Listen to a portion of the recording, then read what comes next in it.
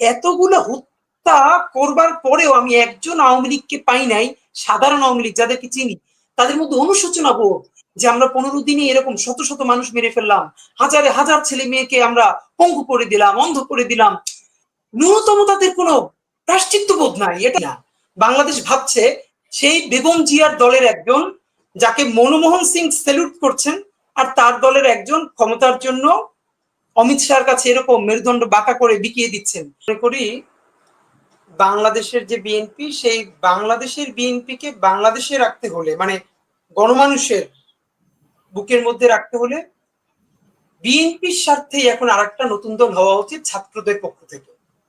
কারণ বিএনপি যেহেতু জানে এখন তার সামনে আওয়ামী লীগ নাই, জামাত তো স্বাভাবিকভাবেই বিএনপির মতো গণমুখী দল না, সুতরাং বিএনপি তো এখন আনচ্যালেঞ্জড হওয়ার কারণে সে তো জানে এখন নির্বাচন হয়ে গেলে 450 আসন পেয়ে যাবে বা 200+ আসন পেয়ে যাবে।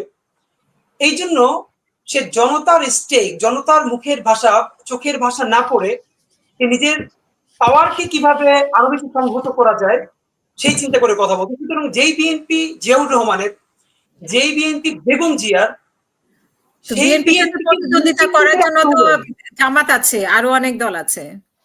এইবার একটা ভালো কথা বলি, দেখেন জামাত হলো একটা ক্যাডার ভিত্তিক দল। মানে ধরেন আমি বলি আজকে, এখন আমি ধরেন বাংলাদেশের সাপোজ বলবার জন্য যে আমার বাংলাদেশের মানুষ প্রচন্ড ভালোবাসে ধরেন, তো এখন আমি কি করলাম, জামাতে যোগ দিলাম।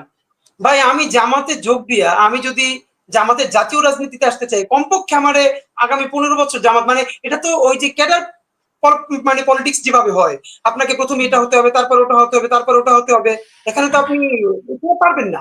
সুতরাং গণমুখী দল হলো বাংলাদেশে বড় দুটো, বিএনপি আর ছিল আওয়ামী লীগ। জামাতের মতো আরেকটা দল হলো কমিউনিস্ট পার্টি, মানে হলো তারা ক্যাডার বেস পলিটিক্স করে। সুতরাং আমি যেটুকুন বুঝি, জামাত নিজেও কোনোদিন চিন্তা করে না জামাত কোনোদিন সরকার গঠন করবে, কারণ সে তো ওই অর্থে যেইটা জামাতের জন্য একটা ক্রাইসিস, যে সে গণমুখী দল না, আবার ওইটাই তাকে টিকেও রাখে, নইলে সে এতদিন আসলে টিকে থাকতো না। এটাও সত্য কথা, এটা আমি যেটুকুন বুঝি। এখন আমি যেটা মনে করি, দেখেন আমি একটু ফাঁকে বলে নিই, অনেকে আমাকে ভুল রিড করবে, সেটা হলো আমি কিন্তু একবারও বলছি না যে আন্দোলনে বিএনপির বা জামাতের অন্যান্য রাজনৈতিক দলের অবদান নাই, এটা তো খুবই বাজে কথা।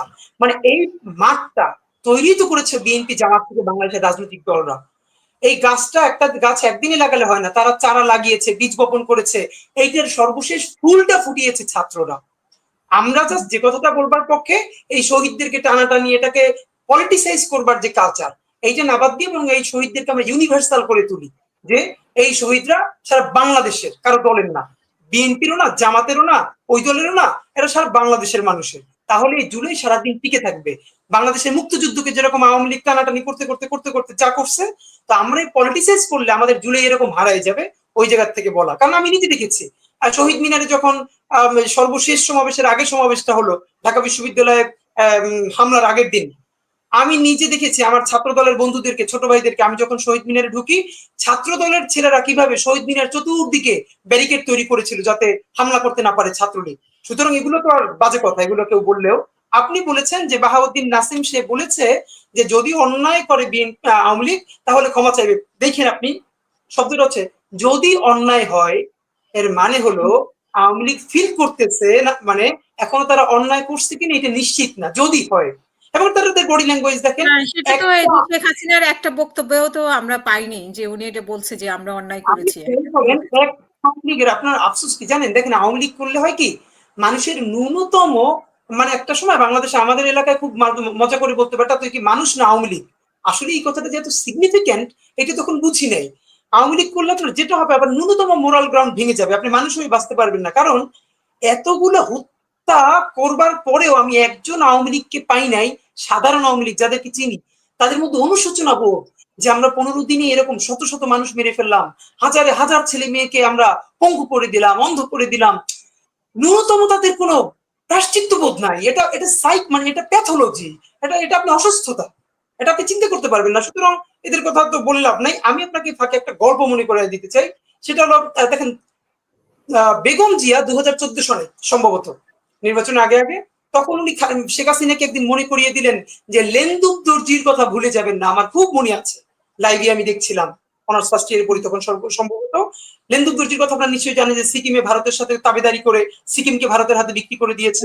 সেই লেন্দুক দর্জি পরবর্তীতে হ্যাঁ পরবর্তীতে কিন্তু সে যখন সিকিমকে বিক্রি করে দিয়েছে তারপরে 1 পয়সার দামও সে পায় না। খালেদা জিয়া বলেছিলেন লেন্দুক দর্জির কথা ভুলে যাবেন না।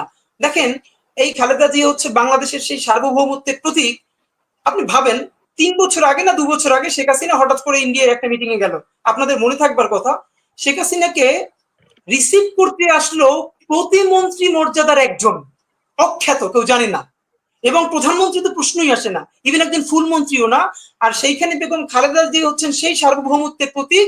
আপনাদের মনে আছে সর্বশেষ তার যে ভারত সফর, তিনি নামছেন, মনমোহন সিং তাকে কিভাবে লাল কার্পেটের পাশে এসে দাঁড়িয়ে তাকে শ্রদ্ধা জানাচ্ছেন এবং বাধ্য হচ্ছেন। খালেদা জিয়া না ব্যক্তি না, এই পোস্ট যখন যে থাকে সে হলো ওই প্রতীক, ওটা বাংলাদেশ। যখন বাংলাদেশের পতাকা যায় না সে আর ব্যক্তি থাকে না। ওই খালেদা জিয়া ব্যক্তিটা হলো বাংলাদেশ হয়ে ওঠা। মানুষ দেখে যে ভারত, আমরা ভারত বাংলাদেশ কিভাবে মর্যাদাপূর্ণ সম্পর্ক আমরা তৈরি করেছিলাম বেগম জিয়ার সময়। তো এবং আপনাকে মনে করে দিতে যে আমি সেদিনকে আমার কয়েক ছোট ভাইকে যারা জেনজি তারা খালেদা জিয়া সম্বন্ধে জানে না, তো তারা বলছিল, তা আমি বললাম 1997 সালে বিবিসি বাংলাকে খালেদা জিয়া একটা সাক্ষাৎকার দিয়েছিলেন। একই সময় শেখ হাসিনার একটা সাক্ষাৎকার নিয়েছিল বিবিসি, খালেদা জিয়ারও নিয়েছিলেন। খালেদা জিয়াকে বিবিসি প্রশ্ন করছে, এই যে ভারত বিরোধিতা, এইটাই কি আপনাদের একমাত্র পলিটিক্যাল অর্জন? আপনি অবাক হন। দেখেন খালেদা, আমি তার প্রতি ব্যক্তি মুগ্ধ এই কারণে, খালেদা জিয়া বলছেন কে বললো আমরা ভারতের বিরোধিতা করি? ভারত বিরোধিতা আমাদের কোনো এজেন্ডা না, আমাদের অবস্থান হলো বাংলাদেশের পক্ষে। সুতরাং বাংলাদেশের পক্ষে বলতে গিয়ে যদি সেটা ভারতের বিপক্ষে যায় বা অন্য কোনো দেশের বিপক্ষে যায়, সেটা তো আমাদের ইস্যু না। আমরা ভারত বিরোধিতা করবো কেন? আমরা বাংলাদেশের পক্ষে। আপনি ভাবেন তার বাংলাদেশের রাষ্ট্র পররাষ্ট্রনীতিতে তার অবস্থানটা।